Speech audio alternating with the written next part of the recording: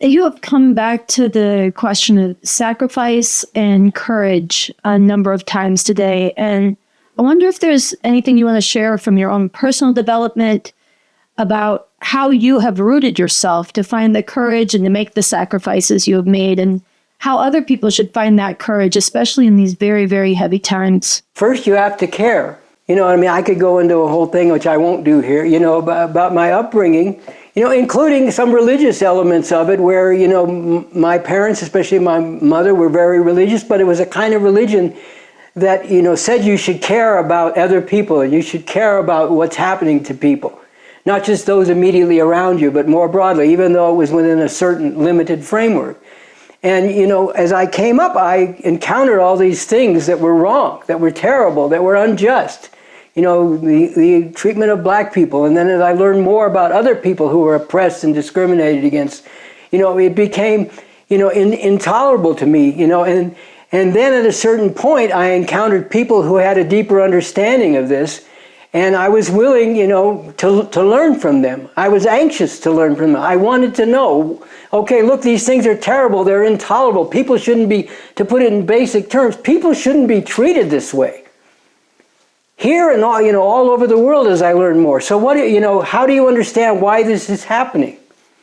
And there were people that I interacted with that had an understanding of this up to a certain point. And I listened to them, I argued with them when I didn't understand what they were saying or I didn't agree with it.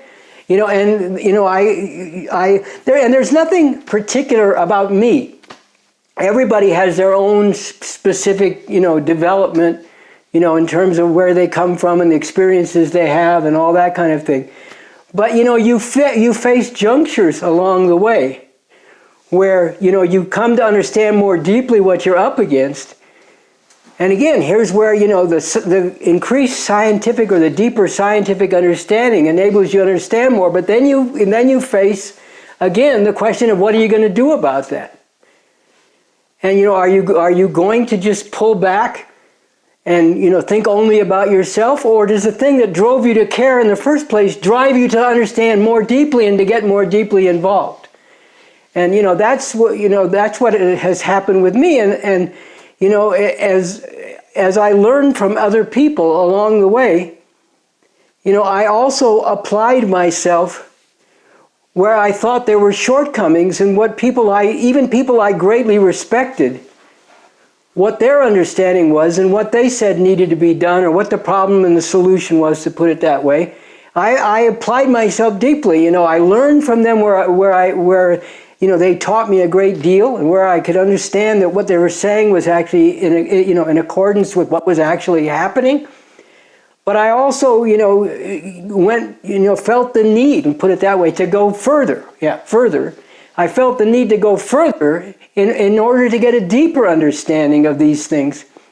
And that's as I've said many times, that's a continuing process. It's a lifelong process of continuing to deepen your scientific understanding of what is the actual cause of all these horrors that you come to see and cannot, somehow accommodate to, or, go ahead just living your life knowing that all these horrors are happening.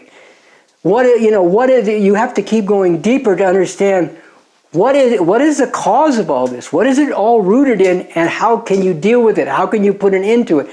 Is there a way to put an end to it? That's a real question.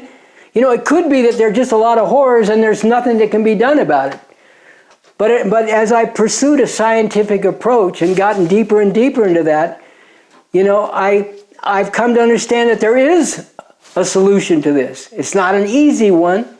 It's one that requires struggle and sacrifice and, yes, courage. But it's a real one, and it's a pressing, urgent need for the masses of humanity that we all apply ourselves to bringing this about. Because what's going on and accepting the way things are going is both unnecessary and therefore all the more intolerable. So, that's my own personal development. And, for whatever combination of reasons, I have felt, for decades now, since I first really started learning about this and getting a beginning understanding of it, that, whatever abilities I had, whatever, strengths I'd been able to accumulate as a result of my own personal situation and development need to be applied to bringing about, and contributing as much as I can, along with others, to bringing about the actual solution to all this. So that's what's continued to motivate me.